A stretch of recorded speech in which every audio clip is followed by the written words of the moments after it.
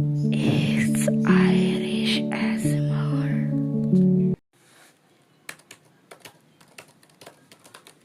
Oh, hi, baby.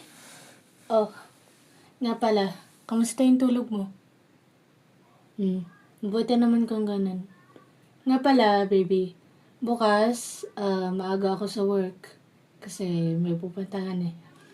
So, bukas, baka magising ako na maaga at kapagluto na ako. Bantayan mo yung sarili mo, ha? Kumain ka. On time.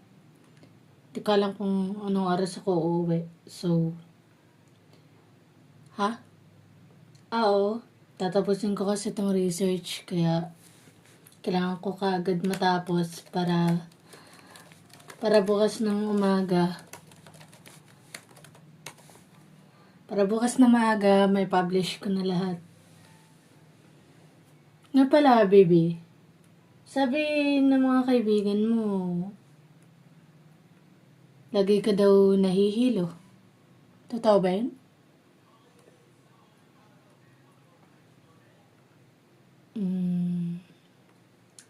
Baby. Halika nga dito.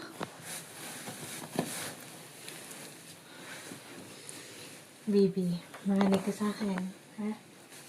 Nagtratrabaho ako para pakainin ka, para alagaan ka. Tsaka, bakit mo naman gugutumin ang sarili mo? Ano ang dahilan? Insecure ka. Baby. Makinig ka sa akin. Hindi kita pinili para sa kagandahan mo lang. Pinili kita dahil gusto kita. Gusto ko ang puso mo. Alam mo, baby, kahit hindi mo makita sa sarili mo ang kagandahan, pero ako, kitang-kita ko yung mga ngiti mo, yung mga mess mo, mga kalat mo, mga funny moments mo. Doon ako natutuwa. Hindi ko alam kung anong deserve ko, kung bakit ako nagkaroon ng isang gayo mo. Baby, makinig ka sa akin. Ang kagandahan mo ay nasa puso mo. Ha? Makinig ka sa akin.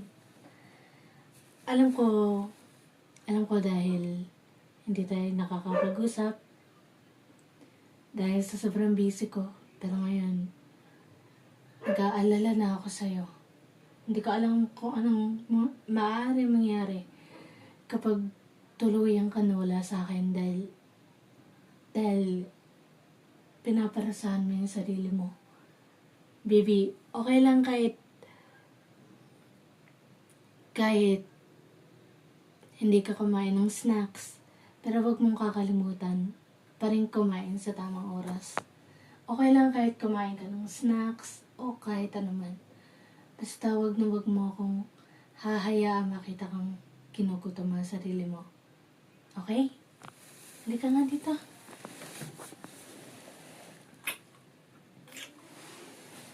Basta, alagaan mo ang sarili mo, ha? Halika nga.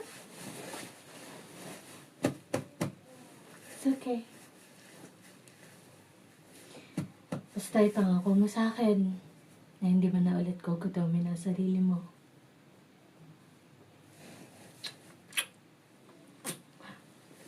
Sige na, tatapusin ko na to. Kumain ka na dun. Sige na, huwag ka na makulit.